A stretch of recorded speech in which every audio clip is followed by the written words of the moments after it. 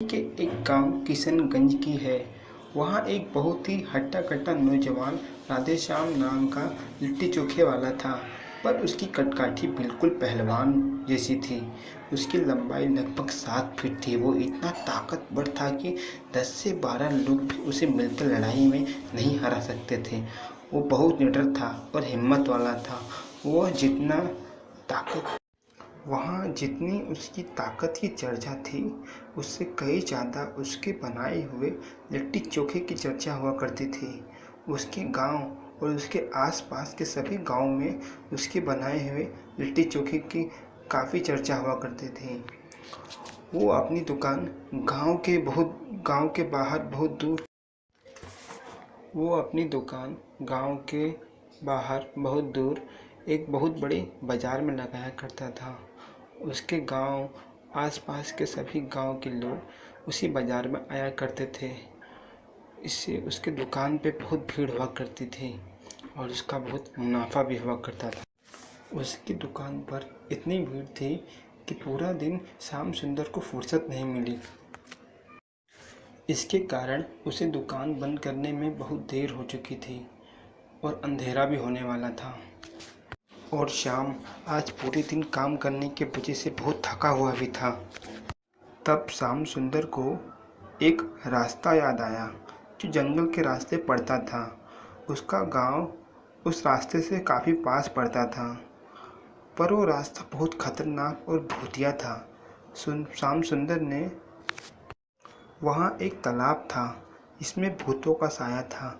श्याम सुंदर ने इस तालाब के बारे में सुन रखा था, पर उसे इन सब बातों पर बिल्कुल यकीन नहीं था। उसे गांव जल्दी पहुंचना था, इसीलिए वो जंगल के रास्ते चला गया। चलते चलते थोड़ा अंधेरा हो गया था। श्याम सुंदर बहुत थका हुआ था। वो उस तालाब के किनारे कुछ देर के लिए बैठ गया, कुछ आराम करने के लगा। वहाँ कुछ देर आराम करने के बाद श्याम सुंदर को तालाब से कुछ आवाज़ें आने लगती हैं, जैसे कोई रो रहा हो। ये आवाज़ सुनकर श्याम सुंदर तालाब के पास जाकर पानी में देखने लगता है। तभी तालाब में से एक हाथ निकलता है और वो श्याम सुंदर को पानी में खींच लेता है। वहाँ बहुत सारे लोग थे जो श्याम सुंदर को पकड़कर उसे पानी में डुबोने की कोशिश कर रहे थे। वो वहाँ से कैसे भी कर तालाब से निकलकर गांव की ओर दौड़ता है और वो लोग भी उसके पीछे दौड़ते हैं। ये देखकर श्याम सुंदर जितना हो सके उतना तेजी से गांव की ओर दौड़ता है। कुछ देर तक दौड़ने के बाद श्याम सुंदर पीछे मुड़ के देखता है कि पीछे कोई नहीं है। फिर भी वो वहाँ बिना रुके गांव की ओर दौड़ता है और वो गांव के काफ़ी पास भी आ चुका था।